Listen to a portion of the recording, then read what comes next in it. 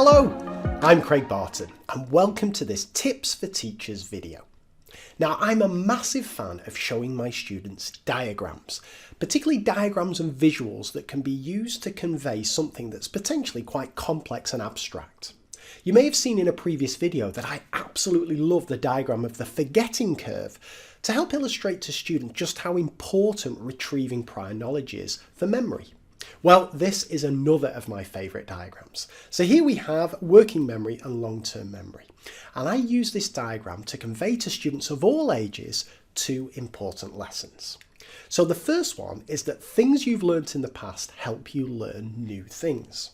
So I say to my students, let's imagine that this is your working memory and it's really full to the brim with all this prior knowledge that you need to know in order to learn the new stuff.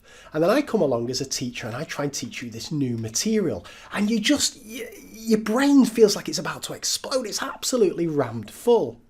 Well, you can do a couple of things that will really help.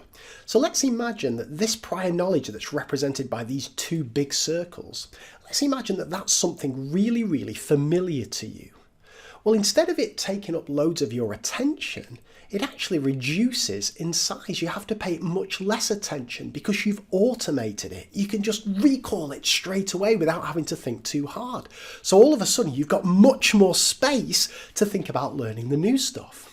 And here's another thing you can do. If you're really familiar with this prior material, instead of having to think about four separate things, you might chunk it together and instead just have to think about one thing because you now understand a concept as a whole instead of it being broken up into these little parts. And lo and behold, you've now much more space, much more capacity to think hard about the new idea.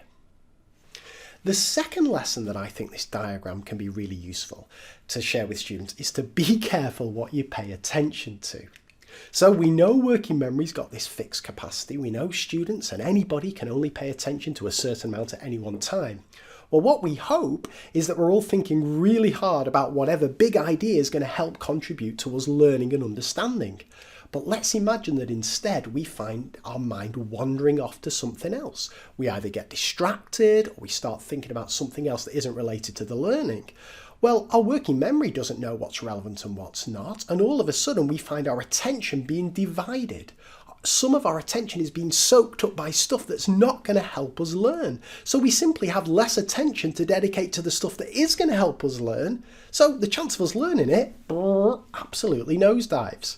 So instead, let's focus on what's important. Let's try and close our mind to everything else. And that leaves us much more space to think about the stuff that really matters.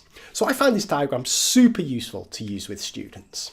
So what do you reckon to that? Is that useful? How might you use it? How might you need to tweak the language to make it work with your students? And if you found this useful, please, I'd be so grateful if you could like the video, subscribe to the Tips for Teachers YouTube channel, and visit tipsforteachers.co.uk where you'll be able to download a PowerPoint of that animation if you find it useful. Thanks so much for watching.